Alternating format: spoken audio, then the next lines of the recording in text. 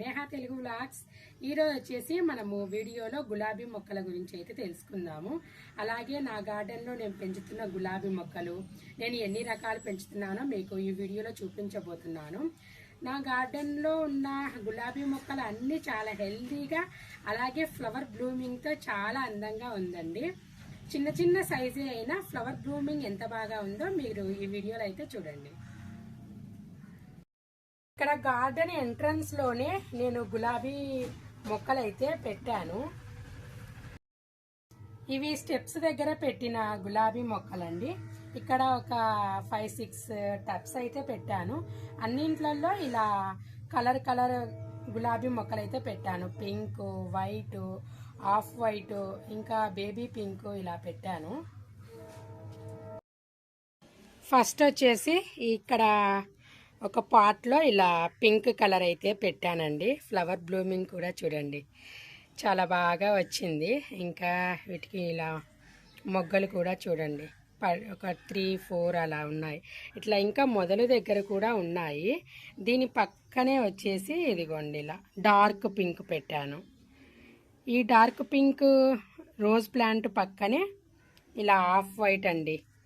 ఇది హైబ్రిడ్ గులాబీ అండి, ఆఫ్ వైట్. ఇంకా ఈ గులాబీ మొక్కలోనే white colour, complete white colour పెట్టాను. ఇదిగోండి, ఇది ఫ్లవర్ బ్లూమింగ్ అయ్యి దీని టైం అయిపోయింది, అందుకే పెటల్స్ కూడా ఊడిపోతున్నాయి.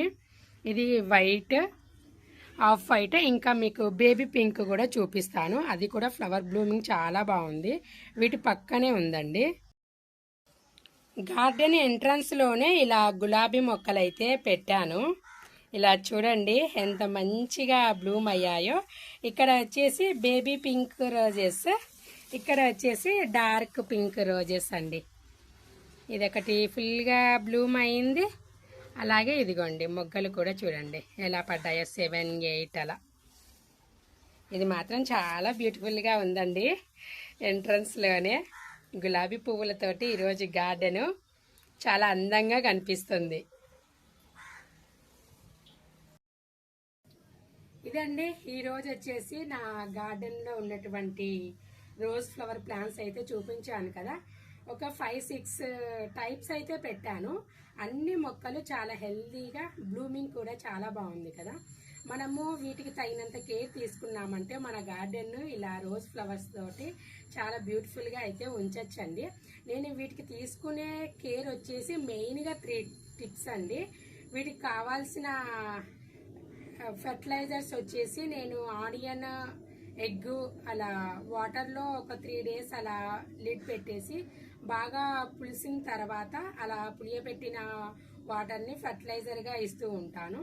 ఇంకా అప్పుడప్పుడు కొంచెం ఎరువు కూడా, ఇలా పశువుల ఎరువు ఉంటుంది కదా, అది కూడా ఇస్తూ ఉంటాను.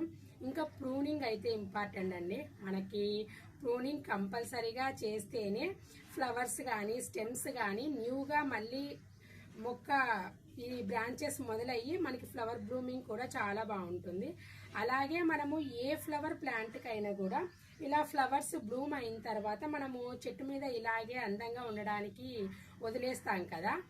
కానీ ఇలా ఫ్లవర్ బ్లూమ్ అయిన తర్వాత కొన్ని రోజుల తర్వాత ఇలా ఇంకా ఇది వాడిపోతుంది అన్నప్పుడు మనము ఇక్కడ దాకా ఇలా పిక్ చేసి పక్కన పడేసామంటే ఇంకా మోర్ ఫ్లవర్స్ రావడానికి ఆప్షన్ అయితే ఉంటుంది. నేనైతే అలాగే చేస్తున్నాను, ఫ్లవర్ బ్లూమింగ్ ఎక్కువగా ఉండడానికి. మనం అలాగే చెట్టు మీద అందంగా ఉండడానికి వదిలేసామంటే అక్కడ ఇంకా కొత్తగా రావడానికి స్కోప్ ఉండదన్నమాట. అందుకే నేను ఈ టిప్ అయితే పాటిస్తూ ఉంటాను. మనము ఇంకా ఎగ్ సెల్ తోటి పౌడర్ చేసి కూడా అది కూడా వేయచ్చండి. ఈ మొక్కలకి, గులాబీ మొక్కలకి చాలా బలం అండి. ఇలా ఎగ్ సెల్ పౌడర్ కానీ లేకుంటే మనం ఆనియన్, బనానా పీల్ వాటర్ తోటి ఇచ్చే ఫెర్టిలైజర్ కానీ వీటికి చాలా బలము. నేను పెట్టిన 5 రకాలు అయినా కూడా చాలా హెల్దీగా, అలాగే ఫ్లవర్ బ్లూమింగ్ కూడా చాలా బాగుందండి. ఇదండి ఈరోజు వీడియో వచ్చేసి నా గార్డెన్లో ఉన్నటువంటి గులాబీ మొక్కల గురించి అయితే మీకు ఈ వీడియోలో చూపించాను. ఇదండి, వీడియో నచ్చితే లైక్ చేయండి, షేర్ చేయండి, సబ్స్క్రైబ్ చేయండి.